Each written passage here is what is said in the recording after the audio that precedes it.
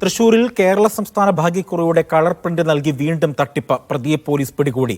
കുന്നംകുളം ഇയാൾ സ്വദേശി സജീഷാണ് പിടിയിലായത്.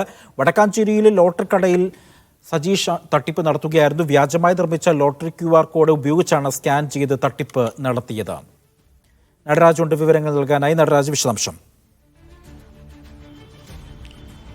കഴിഞ്ഞ ദിവസം ഇരിങ്ങാലക്കുടിയിൽ ഇത്തരത്തിലൊരു തട്ടിപ്പ് നടന്നിരുന്നു. അതിൻ്റെ അന്വേഷണം ഊർജിതമായി ഇരിക്കുകയാണ്. വടക്കാഞ്ചേരിയിൽ സമാനമായ രീതിയിലൊരു തട്ടിപ്പ് നടന്നത്. ഇതിൻ്റെ പ്രതിയെ വടക്കാഞ്ചേരി പോലീസ് പിടികൂടിയിട്ടുണ്ട്. കേരള സംസ്ഥാന ഭാഗ്യക്കുറിയുടെ കളർ പ്രിന്റ് നൽകി, അതായത് ഒരു വ്യാജ ലോട്ടറി തന്നെ നൽകിയാണ് തട്ടിപ്പ് നടത്തിയിരിക്കുന്നതെന്ന് പറയാം. കുന്നംകുളം ഇയാൾ സ്വദേശിയായ സജീഷാണ് പിടിയിലായത്. ഇയാൾ വടക്കാഞ്ചേരി മാരിയമ്മൻ കോവിലിന് സമീപമുള്ള ഒരു സോപ്പ് കടയിലെത്തിയാണ് ലോട്ടറി എടുത്തത്. അവിടെ ലോട്ടറി വിൽപ്പനയും സജീവമായിട്ടുള്ളൊരു കടയാണ്.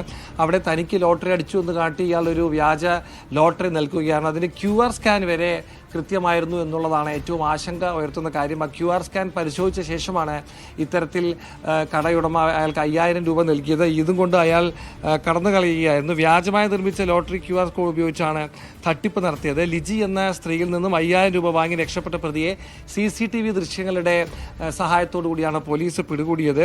ഈ ദൃശ്യം കേന്ദ്രീകരിച്ച് നടത്തിയ പരിശോധനയിലാണ് ഇയാൾ പിടിയിലായത്. നേരത്തെ ഇരിങ്ങാലക്കുടയിൽ ഉൾപ്പെടെ നടന്ന തട്ടിപ്പുകളിലൊക്കെ തന്നെ ഇയാൾക്ക് പങ്കുണ്ടോ എന്ന് പോലീസ് സംശയിക്കുന്നുണ്ട്. ഇയാളെ കൂടുതൽ ചോദ്യം ചെയ്തു വരികയാണ്. എന്തായാലും ഓണം ബമ്പർ ഉൾപ്പെടെ ലോട്ടറി സജീവമായി സംസ്ഥാനത്ത് ലോട്ടറി അടിക്കുന്നതും ലോട്ടറി എടുക്കുന്നതും നന്നായി പോകുമ്പോഴും ഇത്തരത്തിൽ വ്യാജ ലോട്ടറി ഉപയോഗിച്ചുകൊണ്ടുള്ള തട്ടിപ്പ് മറ്റൊരു ഭാഗത്ത് നടക്കുന്നു എന്നുള്ളതാണ് ഏറ്റവും ആശങ്കാകരമായ ഒരു കാര്യം. അജി.